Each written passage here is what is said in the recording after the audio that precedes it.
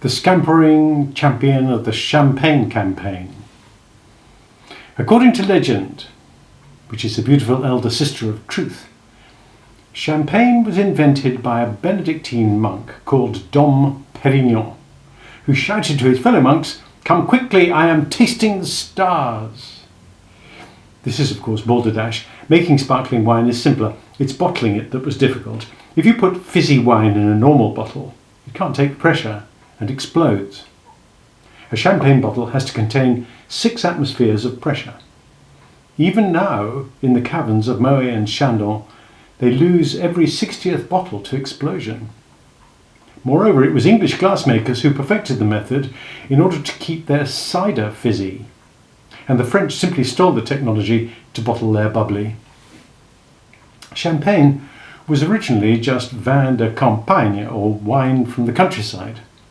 It was only in the 18th century that it came to refer to wine from the particular region around Epernay, where many of the worst bits of the First World War happened. That Champagne saw some of the worst trench warfare is no coincidence. The German advance of 1914 started very well. They stormed across northern France with Teutonic efficiency until they got to the champagne warehouses. There's something about finding the whole world's champagne supply that can make even a German commander find reasons for pausing. And the pause was all that the French and British needed. The Allies arrived, everybody dug trenches, and the rest is war poetry. The German campaign took place during the summer. It had to. When winter arrives, armies generally have to find somewhere warm to hole up and wait for the snows and the gales to pass. Then in the spring they can set out into the campaign again, which is why an army fights a summer campaign, literally on the countryside. Campagne, or French for countryside, comes from the Latin word campus, which means field. The very best soldiers in the field were called the campiones, from which we get champions. So the champion of a champagne campaign would be the same thing 3 times over. You can do a lot of things with a field. You can, for example, build a university on it, in which case you have a university campus. But what most campaigning armies do is simply take out their tents and guy ropes and pitch camp. Actually, there's another thing that armies do. Armies are mostly composed of men, young men, without any women to keep them company, and this means that the soldiers have every reason in the world to try to sneak out of the camp to seek the solace of sex. Creeping out of camp was called excampare by the Romans and escampa by the French, but we call it scampering. The ladies to whom these young champions would be scampering were the camp followers, women of more enterprise than virtue who would follow the soldiers around and rent their affections by the hour. Camp followers aren't the classiest of broads. A broad, by the way, is a woman abroad. They tended to wear too much makeup to be truly ladylike, and their dresses were garish, and their hair badly dyed. During the First World War, British soldiers started to call such a get-up campy. They also referred to such illicit sexual scamperings as camp. They also referred from here the word camp, which only had to make a short hop before it referred to a man in makeup, and maybe a dress, who had illicit sexual encounters. And that's why tarty men in makeup are to this day camping it up, often with a glass of pink champagne. Camp, in the sense of battlefield, also wheedled its way into German as Kampf, meaning battle, so Hitler's book Mein Kampf could reasonably be described as rather camp. Insulting names. It's a funny thing, but Hitler wouldn't have called himself a Nazi. Indeed, he became quite offended when anyone did suggest he was a Nazi. He would have considered himself a National Socialist. Nazi is, and always has been, an insult. Hitler was head of the catchily named Nationalsozialistische Deutsche Arbeiterpartei, meaning National Socialist German Workers' Party. But like the Cambridge University netball team, he hadn't thought through the name properly. You see, his opponents realised that you could shorten Nationalsozialistische to Nazi. And why would they do that? Because Nazi was already an utterly unrelated term of abuse. It had been for years. Every culture has a butt of its jokes. Americans have the Polacks, the English have the Irish. The Irish have people from Cork.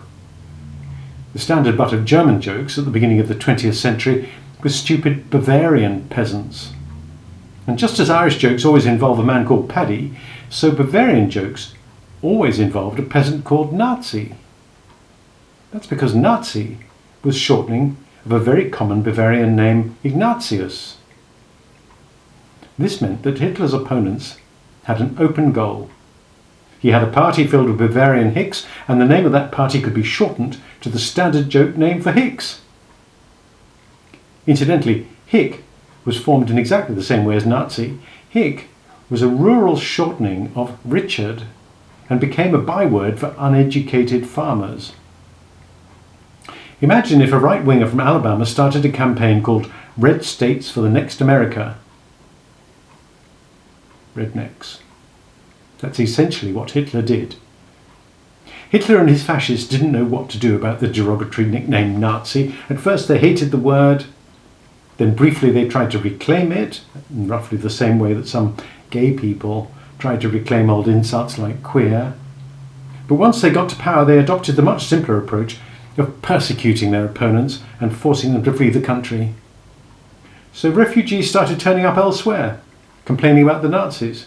And non-Germans, of course, assumed that this was the official name of the party.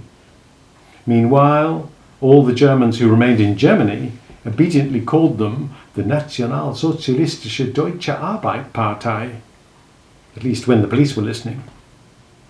To this day, most of us happily go about believing that the Nazis called themselves Nazis, when in fact they would probably have beaten you up for saying the word. So it all goes back to the popularity of the name Ignatius. The reason that Ignatius was such a common name in Bavaria is that Bavaria is largely Catholic and therefore very fond of Saint Ignatius of Loyola, founder of the Society of Jesus, better known as the Jesuits. The Jesuits were set up in the 17th century to combat the rise of Protestantism, which had become the state religion of England.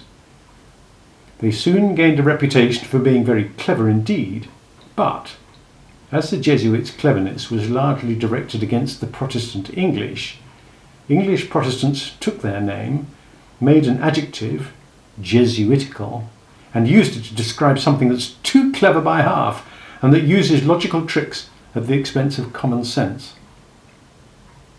This is a tad unfair on the poor Jesuits, who've been responsible for the educations of some of the most famous men in history: Fidel Castro, Bill Clinton, Charles de Gaulle, Cardinal Richelieu, Robert Altman, James Joyce, Tom Clancy, Molière, Arthur Conan Doyle, Bing Crosby, Freddie Mercury, René Descartes, Michel Foucault, Martin Heidegger, Alfred Hitchcock, Elmore Leonard, Spencer Tracy, Voltaire, and Georges Lemaitre.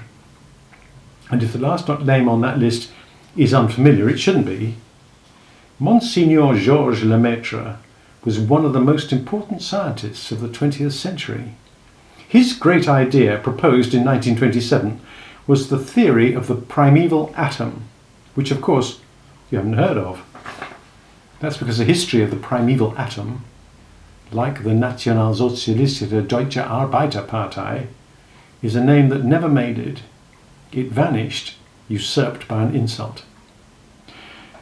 The theory of the primeval atom asserts that the universe has not been around for eternity, and that instead it started off 13.7 billion years ago with all matter contained in a single point, the primeval atom. This point exploded and expanded, space cooled, galaxies were formed, etc., etc.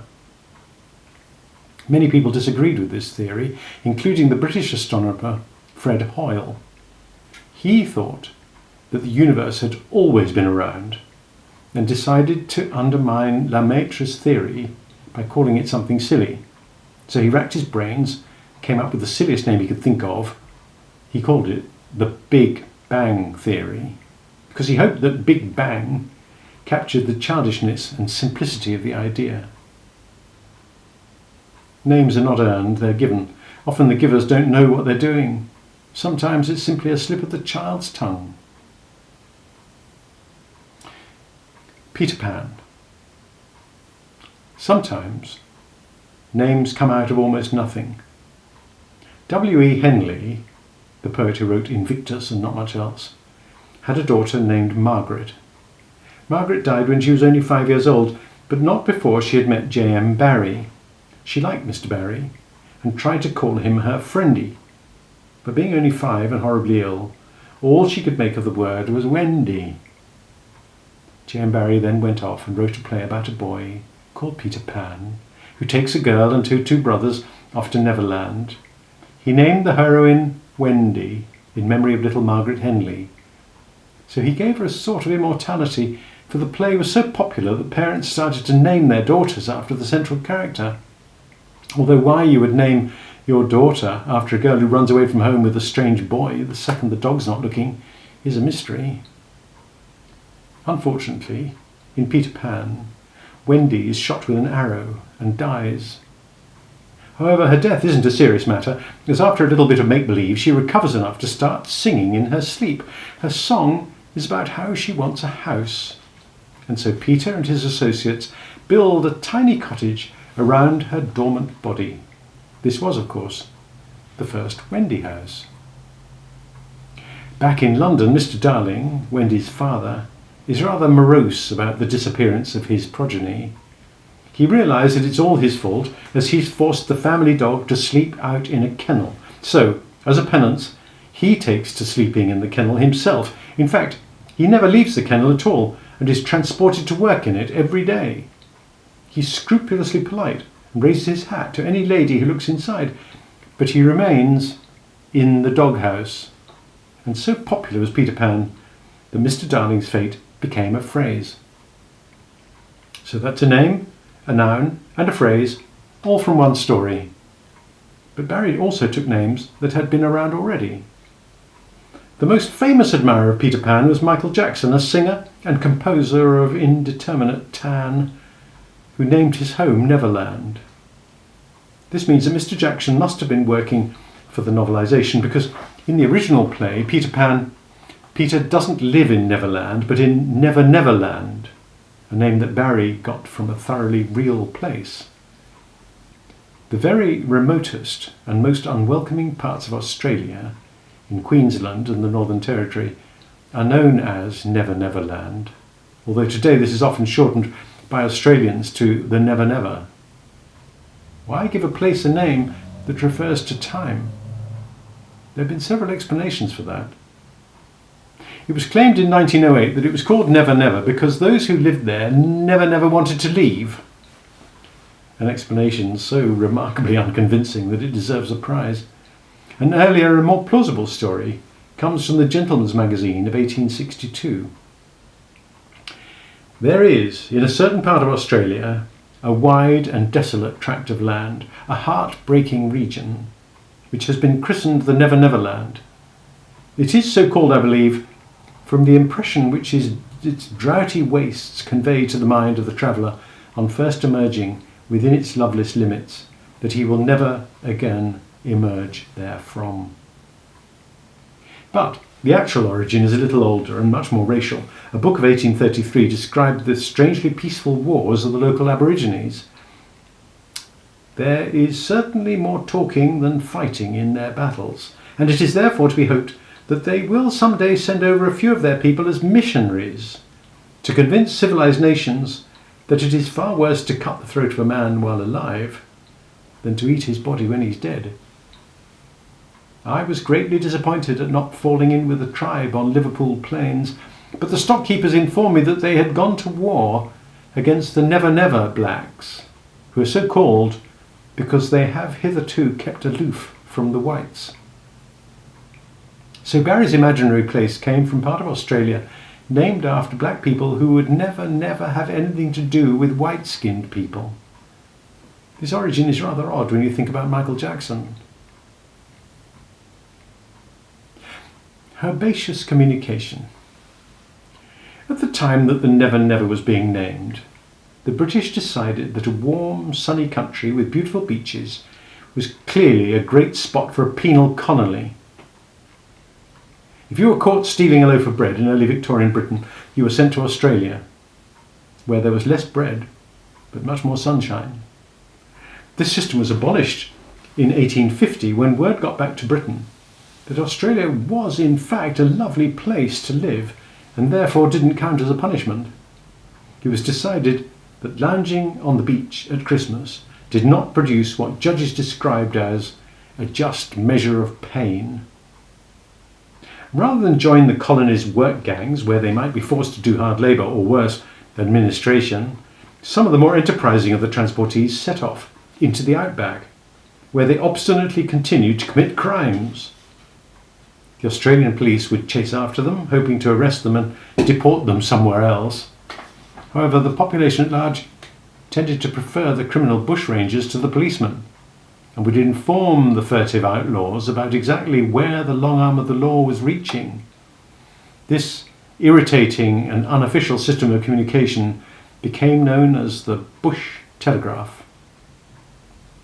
The Bush Telegraph isn't recorded until 1878, but that's because the telegraph wasn't introduced to Australia at all until 1853. In America, the telegraph had been around since 1844, and it took Americans only 6 years before they had invented their version of Bush Telegraph. The grapevine telegraph became famous during the American Civil War, but nobody's sure who invented it or why. The Confederate soldiers seemed to think that they had invented the grapevine and that it was wonderfully southern and lackadaisical. This view is backed up by a contemporary Yankee source claiming that we used to call the rebel telegraph lines the grapevine telegraph, for their telegrams were generally circulated with the bottle after dinner. However, the other story goes that it was the slaves of the South who picked grapes who were the true and original operators of the grapevine telegraph. In this alternative version, the grapevine telegraph was the sister system of the metaphorical Underground Railroad that took slaves from the South to freedom in the North. Then in 1876, Alexander Graham Bell patented the telephone, and the telegraph, bush, grapevine or otherwise, became old hat. The telephone had a great effect on the English language. For one thing, it made the previously obscure greeting hello wildly popular. Before the telephone, people had wished each other good morning, good day, good night. But as the person on the other end of the line might not deserve a good day, people needed an alternative. Alexander Bell himself insisted on beginning a phone call with the bluff nautical term ahoy, but it didn't catch on. And so hello rose to become the standard English greeting. The other effect that the telephone had was that it made telegraph sound rather old-fashioned. So unofficial communication became known simply as the grapevine, which is why in 1968 Marvin Gaye sang that he had heard dispiriting news of his beloved's plans through the grapevine. Papa was a saxum volutum. Marvin Gaye didn't write I Heard It Through the Grapevine. It was written for him by Norman Whitfield and Barrett Strong, who also wrote the classic Papa Was a Rolling Stone, which is based on another old catchphrase. Revolving minerals already had their place in the Rock and Roll Hall of Fame. Bob Dylan had written Like a Rolling Stone, and some students from London had formed a band called the Rolling Stones, named after the Muddy Waters song Rolling Stone. All these rock and rollers were referring indirectly to the fact that a rolling stone gathers no moss. This was observed in the 1530s by the poet Thomas Wyatt. A spending hand that alway pareth oat had need to have the bringer in as fast, and on the stone that still doth turn about there groweth no moss. These proverbs yet do last. The phrase also crops up in Erasmus' adages of 1500, where it's rendered in Latin as saxum volutum non obducitur musco. But why are all these rolling stones rolling? On the rare occasion that you actually see a stone rolling downhill, it usually gets to the bottom a few seconds later and stops. Its brief trip doesn't tend to knock much moss off, and if it does, then the moss will just grow back later. To keep a stone moss-free, it needs to be rolled regularly. That's why the original rolling stones were not boulders crashing down a hillside. In fact, the sort of rolling stone that gathers no moss is helpfully pinned down in a dictionary of 1611 as a gardening implement used to make your lawn nice and flat. The solicitous gardener who rolls his lawn every weekend will find that his rolling stone gathers no moss, which means that Mick Jagger, Bob Dylan, Muddy Waters et al. Are all referring to diligent gardening techniques. Moreover, one of the most successful bands of the 20th century belongs in the garden shed. The part about gathering no moss actually predates the gardening implement. In the mid-14th century, you can find this observation on stone flooring. Selden Moses be pa marble stone that men oft treaden, which translates loosely as moss doesn't grow on marble that gets trodden on a lot. That line is from a mystic allegorical poem called The Vision of Piers Plowman. So before we proceed, what has Piers got to do with a parrot? Flying Peter. Piers Plowman is a variant of Peter Plowman because the farmer in the poem was representative of the ideal disciple of Christ, the chief of the apostles and the first pope, whose real name was not, of course, Peter. Once upon a time there was a fisherman called Simon. He fell in with a chap called Jesus who nicknamed him the Rock, presumably in preparation for a career in professional wrestling, which in Greek was Petros. And Jesus answered and said unto him, Blessed art thou, Simon Bar-Jonah, and I say also unto thee, that thou art Peter. And upon this rock I will build my church, and the gates of hell shall not prevail against it. So Simon was, quite technically, petrified. And this Jesus chap, not content with renaming his friend, then decided to walk on water, and in contravention of every health and safety rule that you can think of, encouraged Peter to do the same. And this did not work out well. And on the fourth watch of the night, Jesus went unto them walking on the sea. And when the disciples saw him walking on the sea, they were troubled, saying, It is a spirit. And they cried out for fear.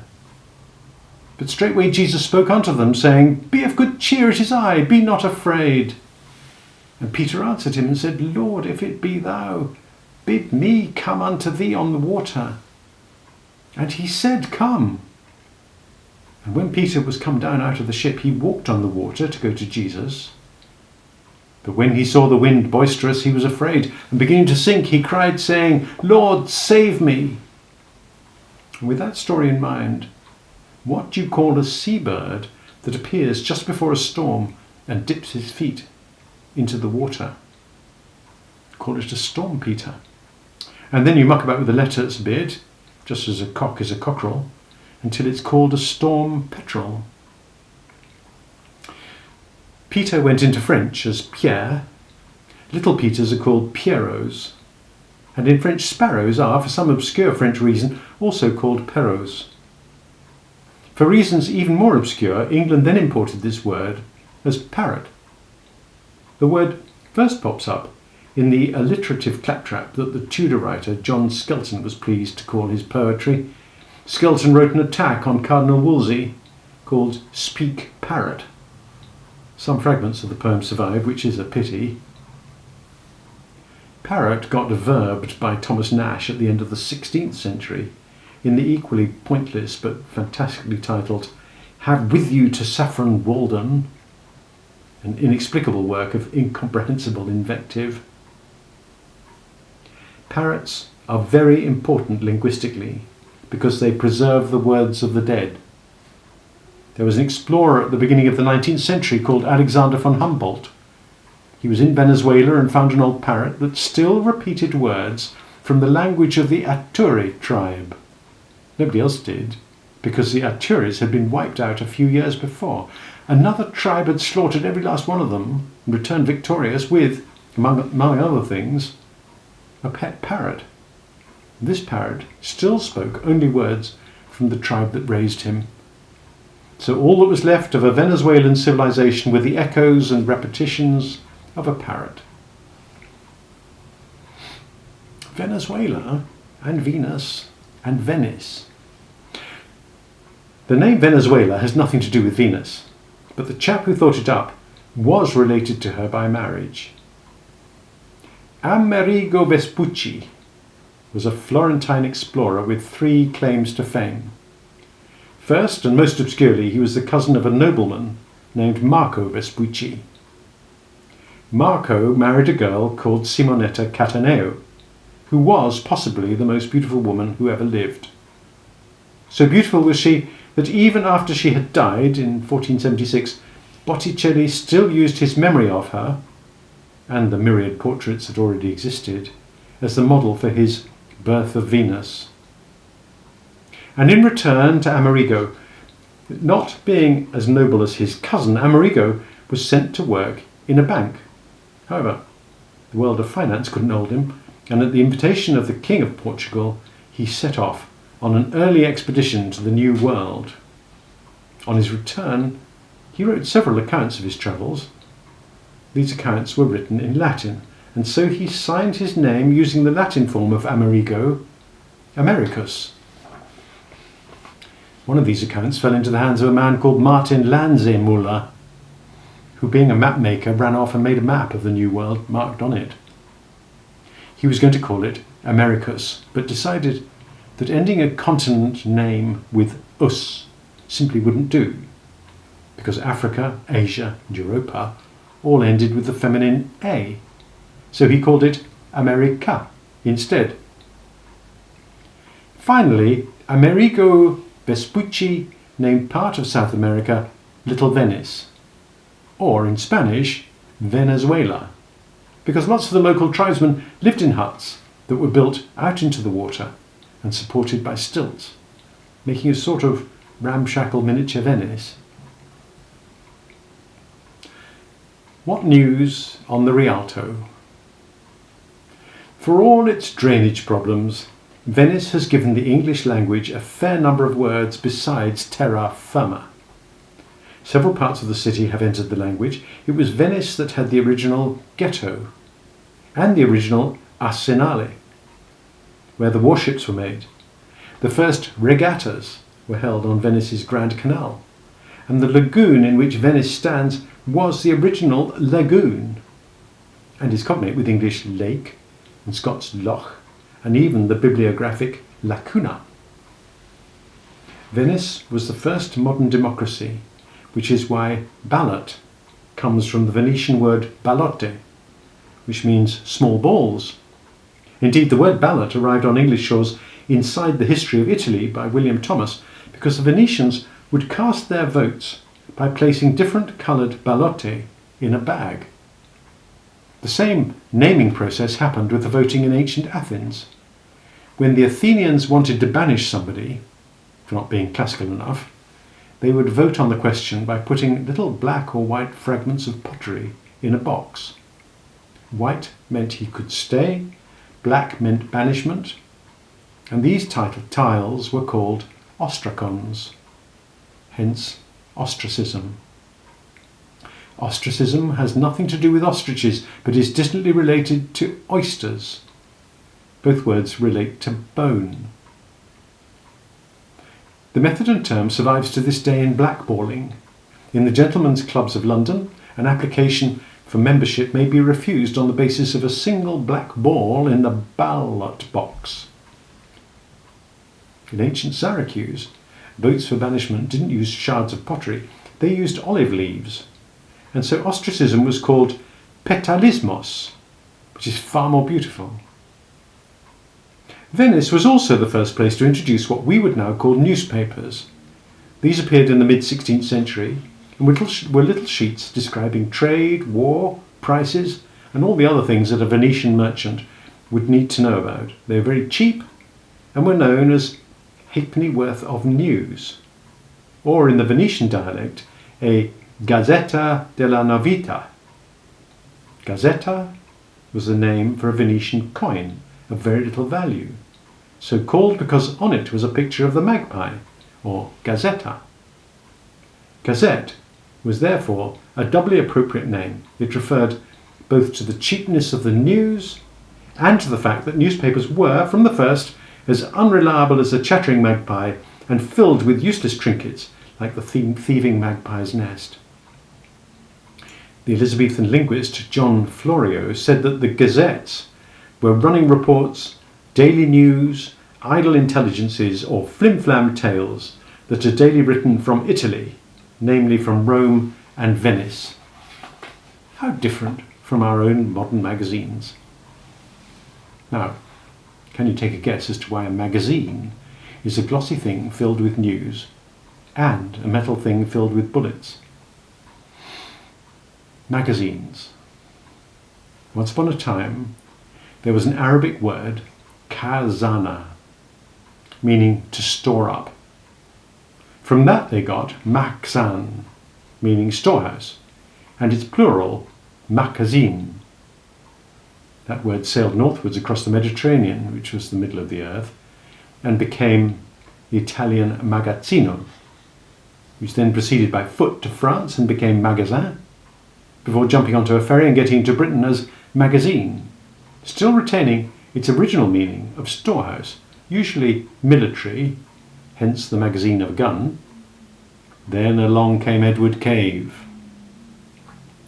Edward Cave, 1691 to 1754, wanted to print something periodically that would contain stuff on any subject that might be of interest to the educated of London, whether it be politics or gardening or the price of corn. He cast around for a name for his new idea and decided to call it the Gentleman's Magazine, or Trader's Monthly Intelligencer. So far as anyone can tell, and in the absence of a séance we can only guess at Mr. Cave's thought process, he wanted to imply that the information in his publication would arm the gentleman intellectually, or perhaps he wanted to imply that it was a storehouse of information. The first edition came out in 1731. It was largely a digest of stories that had appeared in other publications, but it also had its own column of amusing stories from around the world, such as the following. From Dijon in France, 'tis written that a person, having withdrawn himself, his relations charged one who was his sworn enemy with his murder, and examined him with such exquisite tortures that to shorten them he confessed the crime, whereupon he was broke alive and 2 others as accomplices were hanged. The man supposed to be murdered soon after returned home. Or this pleasant roundup from the courts. This day, one Tim Croneen was, for the murder and robbery of Mr. St. Ledger and his wife at Ballyvolane, sentenced to be hanged 2 minutes, then his head to be cut off, his bowels to be taken out, thrown in his face, and his body divided in 4 quarters to be placed in 4 crossways. He was servant to Mr. Leisure, and committed the murder with the privity of Joan Condon, the servant maid, who was sentenced to be burnt. In fact, most of the first issue was taken up with stories of murders and executions, and as the reading public has always loved a good bit of gore, the Gentleman's Magazine, or Trader's Monthly Intelligencer, was a big hit. But it was still a bit of a mouthful, so in December 1733, the Monthly Intelligencer part was dropped from the title and replaced with the slogan, containing more in quantity and greater variety than any book of the kind and price. But imagine if Cave had decided to drop the magazine bit instead. We might all now be buying intelligencers. Cave's caprice altered English. If it weren't for him, porn mags might now be called carnal intelligencers, and that I'm sure would make the world a better place.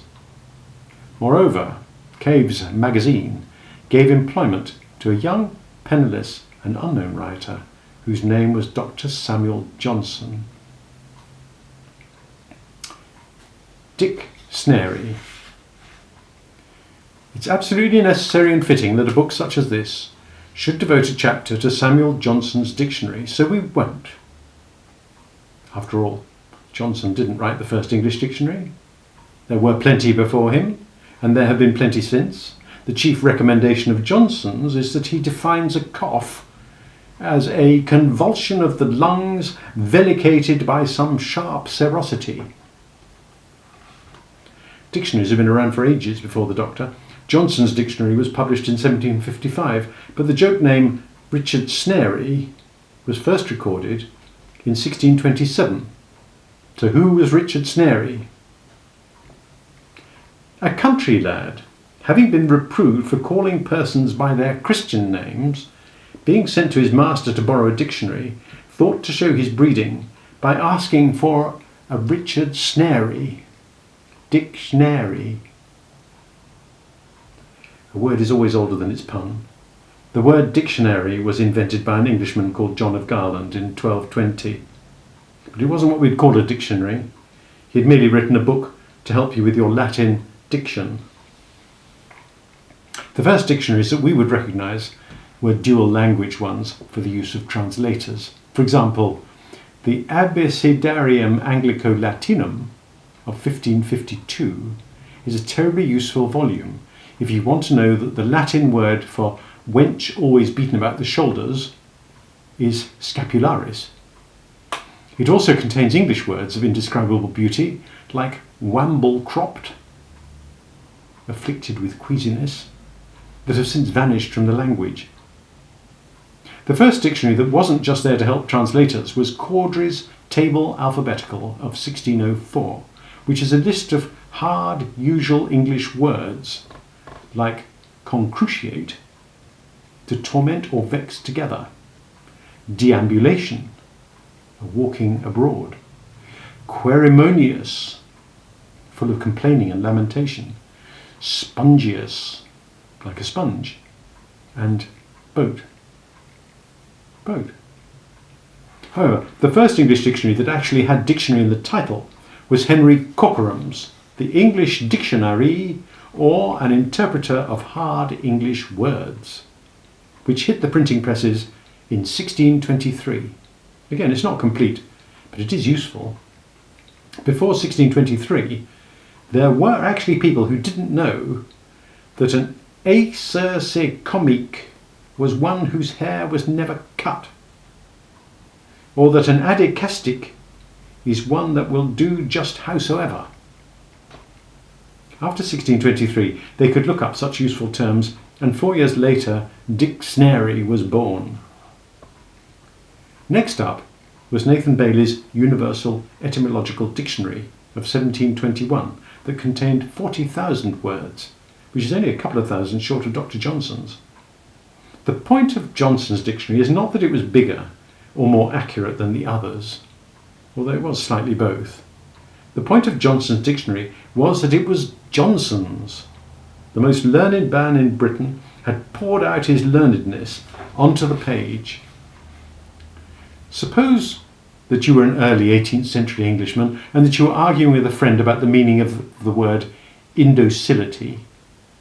You pull out your copy of Nathan Bailey's Universal Etymological Dictionary, you flip through the pages and you find indocibleness, indocilness, indocility, unaptness to learn or be taught. And you sit back with a smug smile on your face. To your friend, ask who this Nathan Bailey guy is anyway. Well, you mumble, he's a schoolmaster from Stepney. Not that impressive. But Dr. Johnson, on the other hand, was the foremost scholar of Britain, so his definition of indocility, indocility, from the French in and docility, unteachableness, refusal of instruction. Well, that had the authority of Dr. Johnson behind it. It did not, though, stop Bailey's dictionary outselling Johnson's by a country mile. And then came Noah Webster, who who's an immensely boring man and can usefully be skipped, so we can get straight on to the OED, which is the greatest dictionary ever, the Oxford English Dictionary. Nor is that opinion a case of Anglo-centric chauvinism, as the OED was largely the result of collaboration between a Scotsman and an American. Its story also involves murder, prostitutes, and all sorts of other fun stuff. In fact, those of a weak disposition should skip the next chapter, as the story of the Oxford English Dictionary is too scary for most and will probably give you nightmares. Still here? Right, for those who wish to continue, what is the medical term for slicing off your own penis, and how does it relate to the OED? So next time we'll have autopiotomy.